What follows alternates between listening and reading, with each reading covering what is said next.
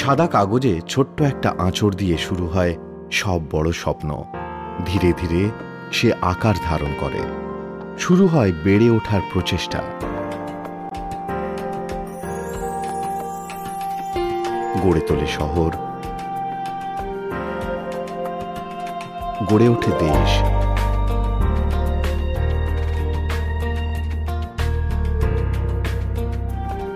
প্রকাশ হয় নতুন শক্তির। পৃথিবীকে করে তোলে আরো সুন্দর। ছুঁয়ে যায় প্রতিটি মানুষের জীবন।